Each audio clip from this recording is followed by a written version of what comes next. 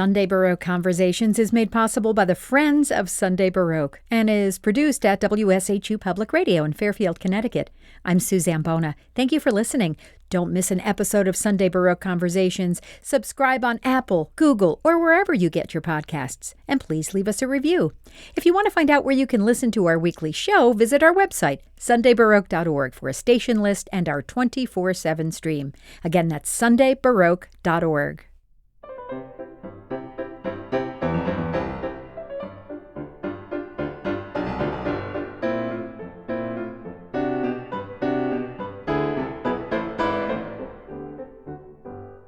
Dr. Melvin Chen is a pianist whose recordings include Ludwig van Beethoven's Diabelli Variations, piano music by American composer Joan Tower, and music by Dmitri Shostakovich, among many others.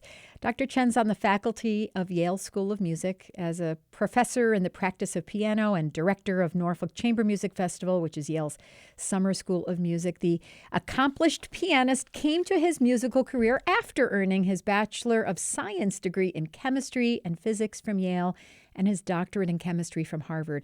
He also earned a double master's degree from the Juilliard School in piano and violin. Melvin Chen joins me on Zoom to talk about his journey as a musician. Thank you so much for making time to chat with me. Welcome.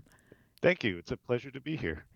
So your educational path clearly shows that you had these, concurrent passions for both science and music, and I'd really like to explore both of those areas of interest.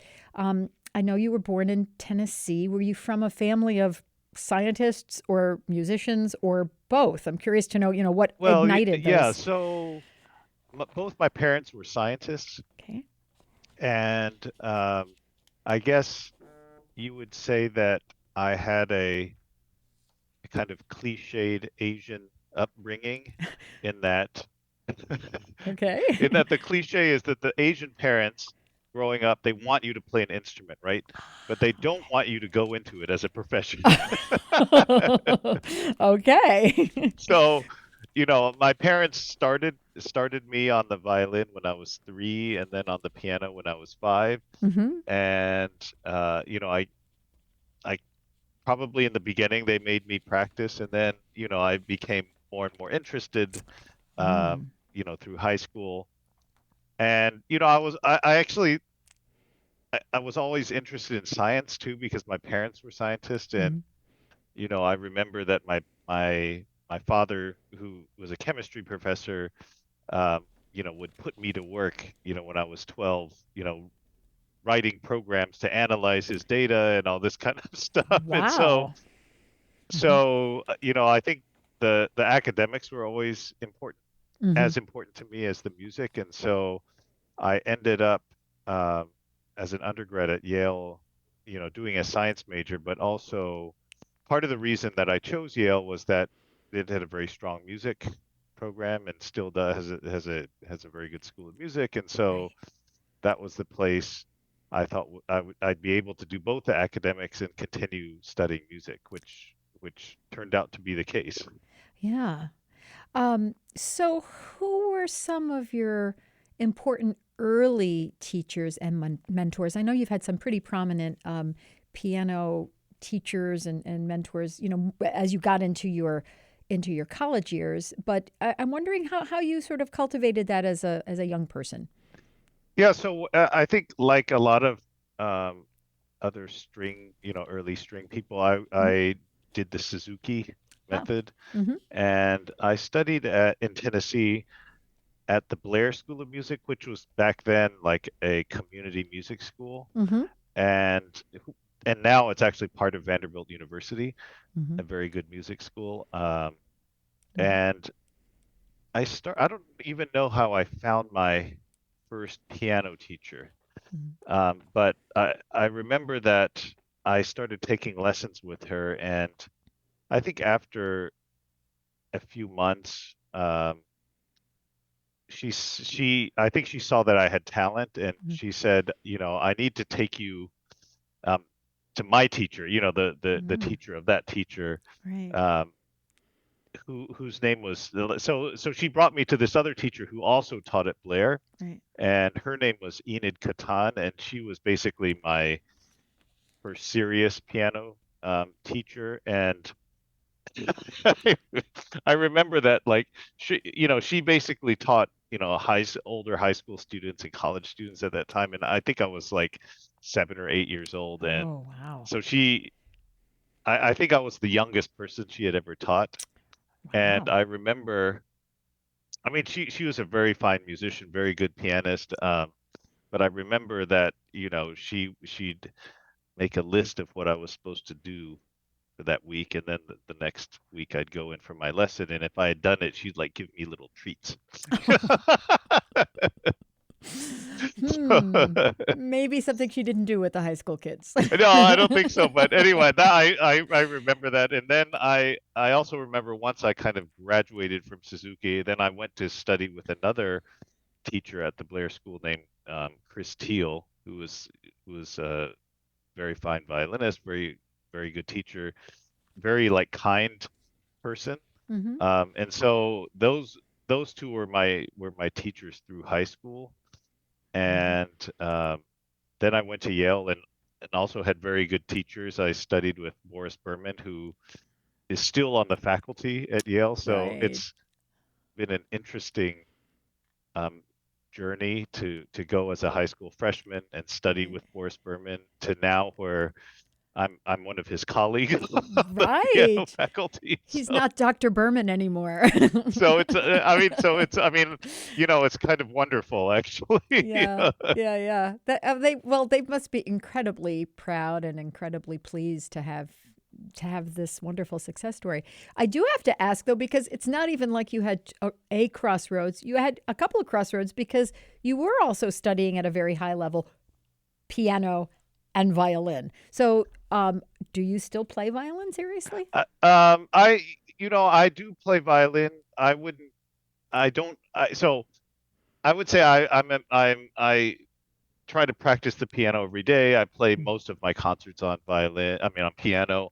I would say I play maybe um, in a concert maybe 3 or 4 times a year on violin. Like violin's not an instrument I practice every day. Mm-hmm. Um, but um, certain of my friends feel generously enough to like invite me to play violin at their festival, Mm-hmm. so I'll play, and I'll play in a string quartet or some other things like that. Mm-hmm. Um, I'm I go to this festival in North Carolina every year, and usually, I'll play a recital or piano recital or something, and then Mm-hmm. they'll have me playing in a string quartet or something.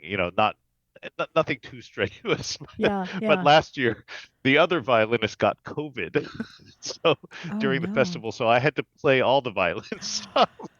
Wow, wow. But you do have a master's degree Yeah, so from I mean, Juilliard. listen, I don't claim to be any good at the violin, but I can get around the violin. So, like I don't. So what'll happen is like a few weeks before I'm supposed to go play, I'll start practicing, and Mm. it's kind of like riding a bike. Like I could get it back Yeah.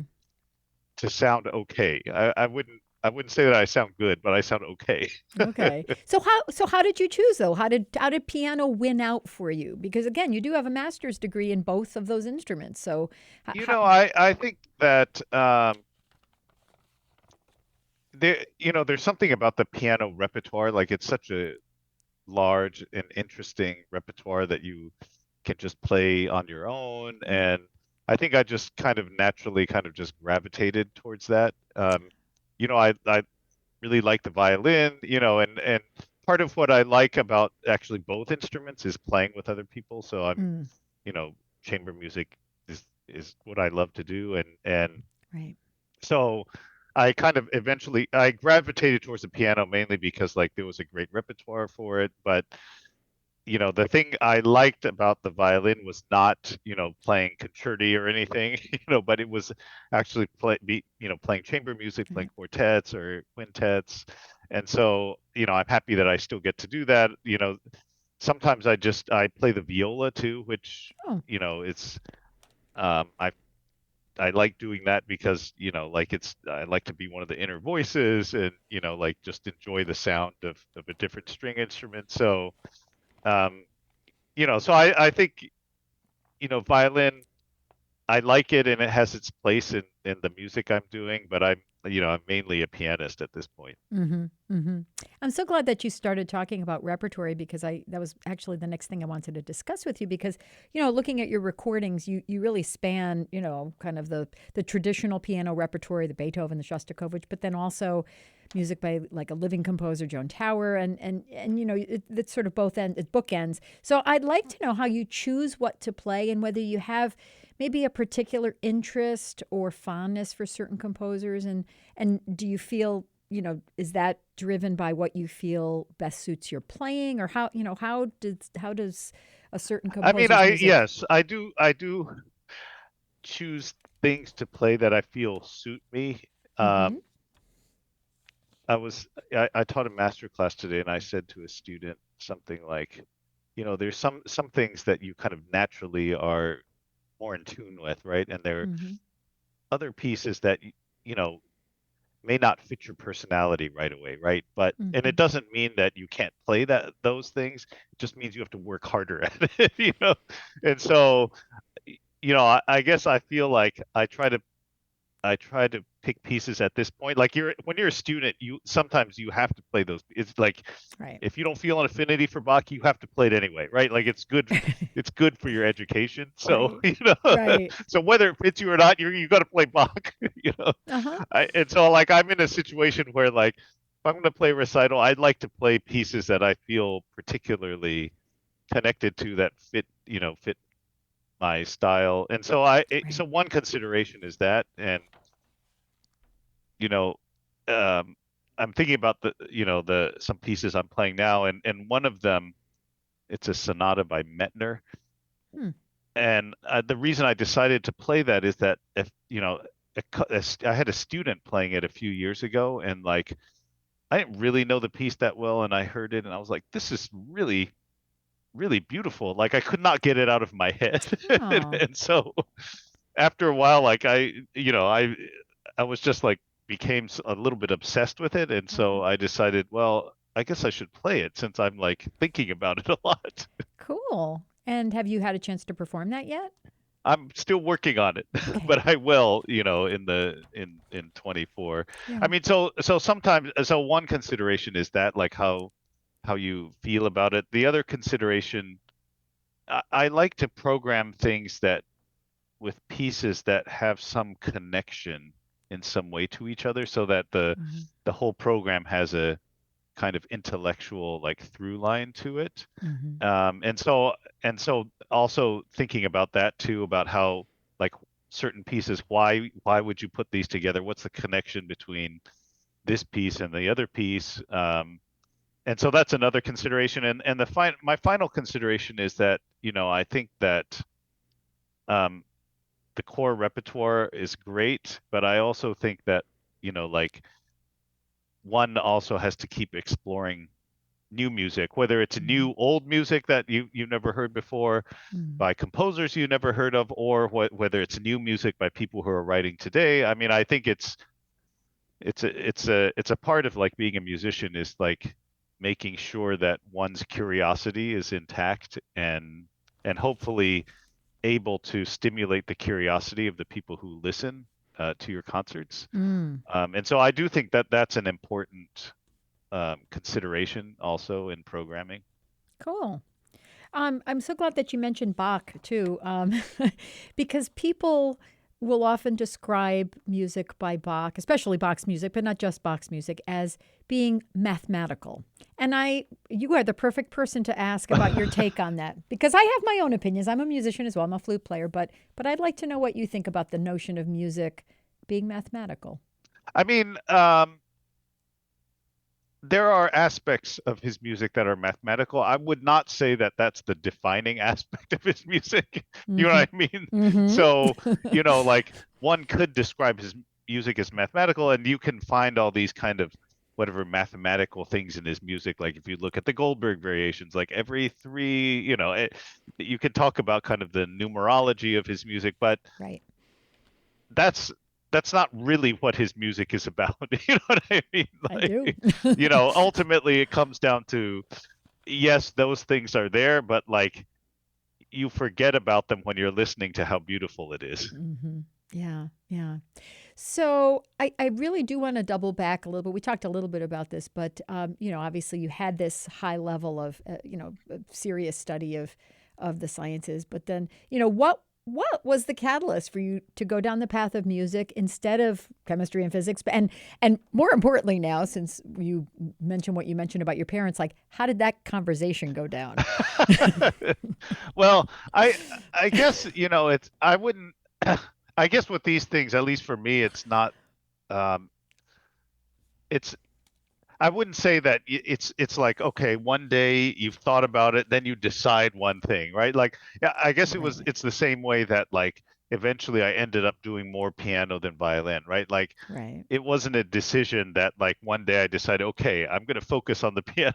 Like things Right. just happen and it just ends up that way. And Hmm. um, I, I don't think I'm unhappy with that. Like if I was unhappy with it, I'd make it different, Right. And I would say that it was similar with, science and music, that I find both interesting in their own unique ways. And Right. I think that after a while, I just wanted to do music. Um, Hmm. I remember that, after I finished undergrad, like I wanted to go, like I went to Juilliard after I did it bachelor's, and I remember like the reason I wanted to do it is like I wanted to see like what would it feel like only to do music, just to Hmm. do music, not the science and music, but just to Right. be able to focus on that. Right.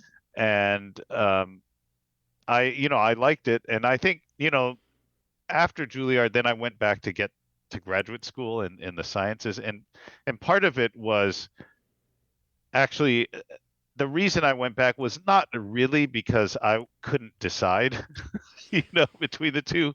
I mean, the part of the reason was actually practical because, I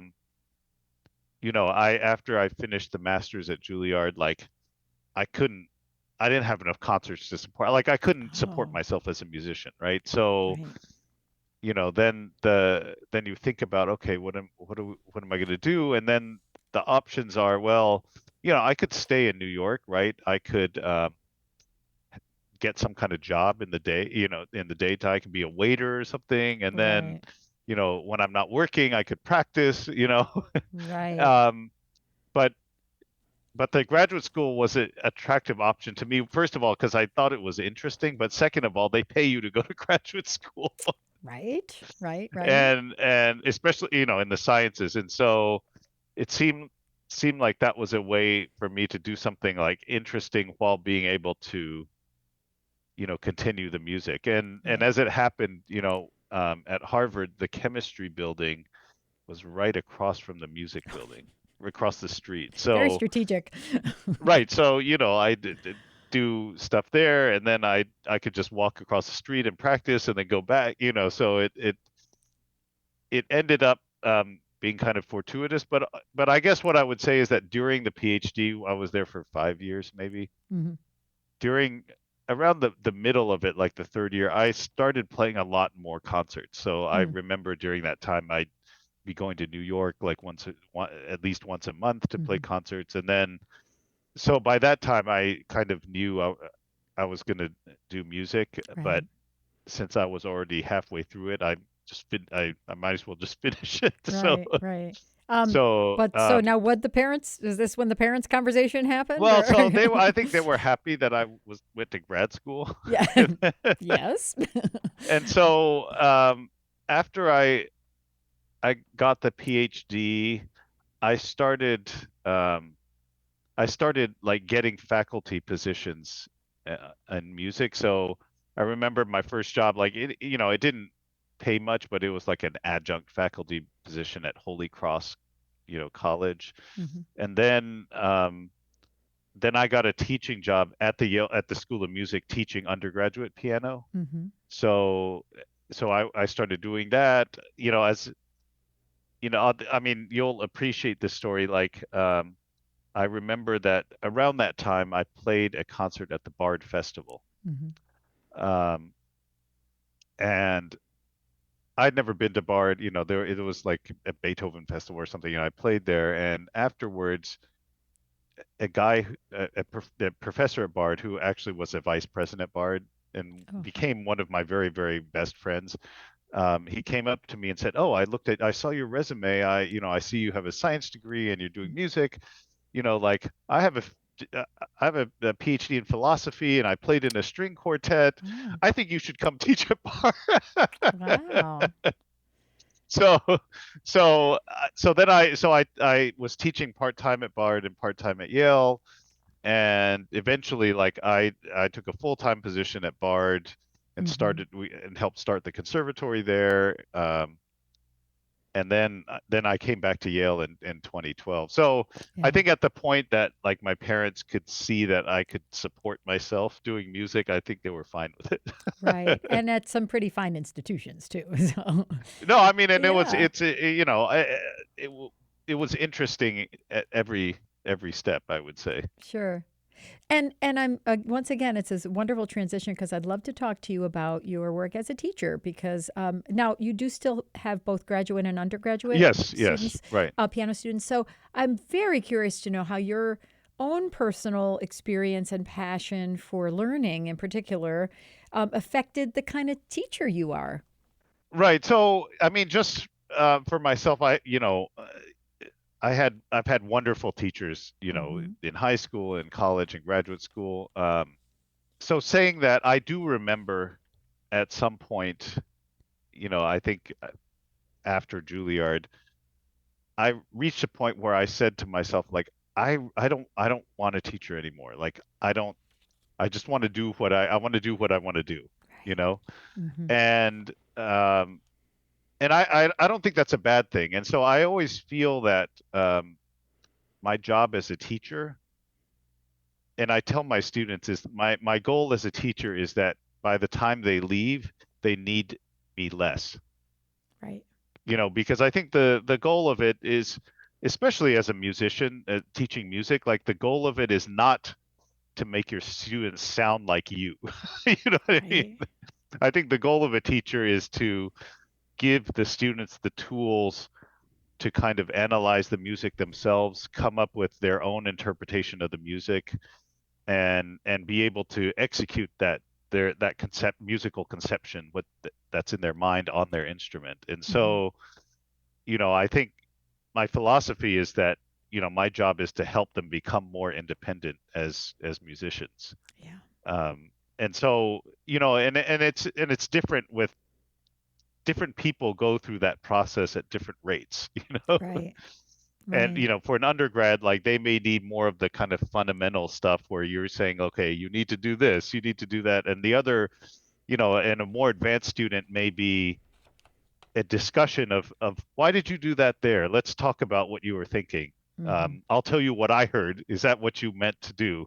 Right. And so, you know, I think teaching, especially kind of this music teaching that's one-on-one, it's a combination of being a kind of piano teacher, teaching someone how to read the music, in a textual way, how to play the music, and then there's some kind of like,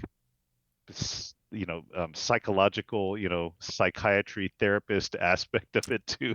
For sure, for sure. How do you help those students? I mean, you gained some personal wisdom and experience, as you said, when you got out and you realized, well, how am I going to support myself? So how do you channel that into giving them advice about their career options, their career choices, and not only your students, but what kind of general advice would you give to anyone who maybe is like you were at a crossroads trying to figure out what path to take? How do you figure that out? Yeah, I mean, it's a good question. I would say that that's a question that's like more relevant than ever before, Right. because I would say 50 years ago, you could say to somebody, a violinist, you could say, "Oh, you want to, how do you make a living? Oh, just practice orchestral excerpts. You'll get and try to get a job in an orchestra, or Right. enter a competition and see if you can win, and they'll get some concerts out of that." I think that especially post-pandemic, where you see a lot of the major kind of classical music institutions either in big trouble, Right. or having to reinvent themselves. I think it's actually an opportunity and actually a necessity for young musicians to really think about like what they're doing and why they're doing it. Mm-hmm. Meaning that it's not enough to play a Beethoven sonata or a Bach on a recital. Mm-hmm. Um, I tell pianists, young pianists, that like if there's a presenter who's going to present a recital, they get like emails from like 100 pianists, right? Who can all play, who are all very good. And so my Mm-hmm. question to like the student is like, what would make them book you versus somebody else, you know? Right. And and there are an infinite number of answers to that question, right? Like Mm-hmm. there might be someone who specializes in Bach, or there might be someone who's particularly engaging and can, weave together a recital both with great playing and with interesting talking. Or there'll be someone who is good at making videos who has a profile that way. It's so I guess for me it's not for me to tell them that what they should or shouldn't do, but it's to make them realize that they need a kind of artistic identity that's Mm-hmm. separate from someone, the person next to them. Right. And that identity has to be like very clear in their mind. Um, because I think, I've judged some kind of young artist competitions that, you know, give you management if you get it. And then, and part of the process is always an interview just to say like what do you want to do? Like what does your career look like? What do you want the career to look like and why do you want it that way? And Right. it's like easy to kind of distinguish between someone who says, "Well, I just want to play concerts," or someone who says like, I'm really interested in like the intersection of like visual art and music and I'd like my programs to explore, like of Right. course someone's going to find that much more interesting. And that's the kind of thing that every person who wants to be a musician has to figure out for themselves. And I actually think it's an exciting time to do it because Mm-hmm. kind of all bets are off in terms of classical music, right? Like, Right. uh, you know, something there can be groups, there can be individuals doing things we have never thought of before, and that are still, have a lot of musical integrity and are extremely interesting. So Mm-hmm. I think it's, the time for people to really be able to think about those things. And, frankly, like that's actually something that has to be that realization has to be taught as much as, exactly how you're going to play the thing too. Right. Yeah, for sure. So, one of your other many responsibilities is that you are the director of the Norfolk Chamber Music Festival. Would you talk a little bit about the festival? What is it about? It's kind of Yale's summer home. Yeah, I mean, I do think of it. It's, people see Norfolk Chamber Music Festival. It's also the Yale Summer School of Music, and so the part. I mean, I'm interested in all of it, but I'm particularly interested in the educational part of it.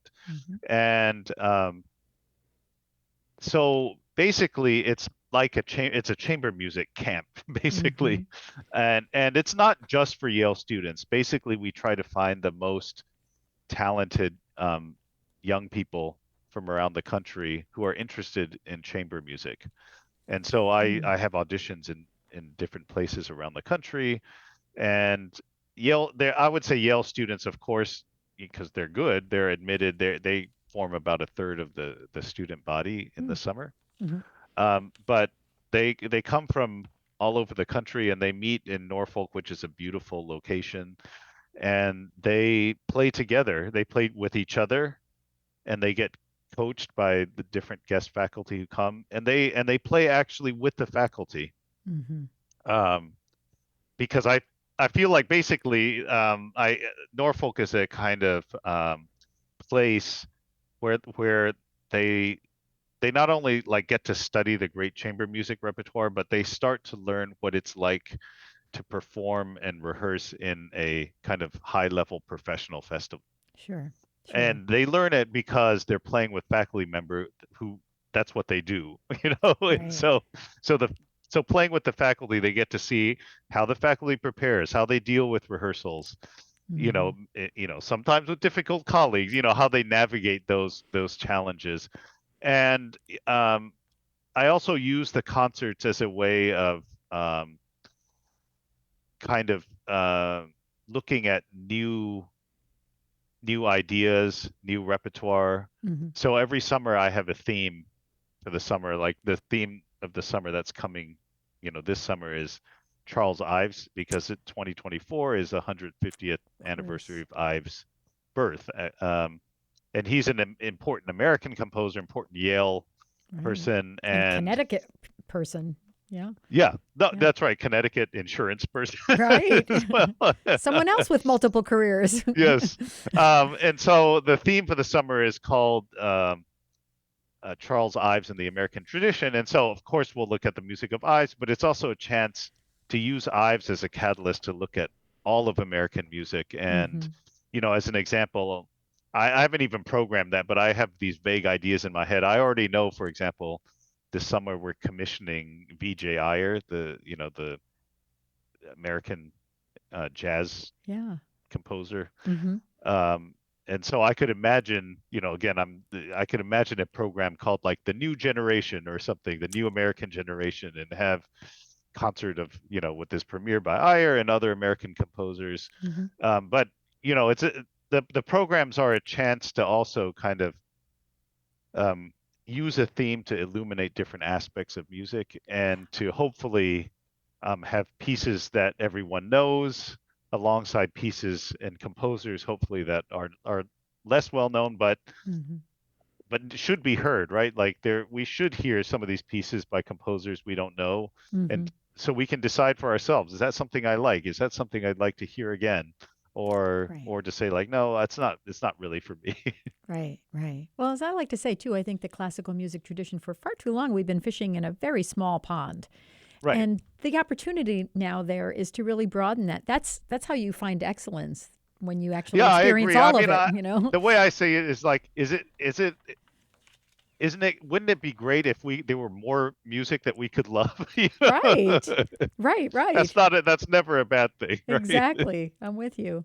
So this is a lot of stuff that you do that you're passionate about. But what else? Is there anything else that we don't know about you? What are you passionate about besides music and your work at Well, I Yale? mean, I have to say, like right now, I'm like totally fascinated by the AI thing. And maybe it Oh, comes from my scientific part of sure. it. Like, Sure. I mean, I'm fascinated by AI in particular for the following reason is that like I feel like technological improvements in the past have always kind of helped us with like productivity, right? Like when we have Google now, we can look things up instead of like going to the library and looking up, right? Like it makes it much more convenient, right? Hmm. But I feel like this iteration of AI with, is the first one that has the potential to replace some of the creative, artistic things that we're doing. Hmm. Um, like the AI, where they generate those images, right? Like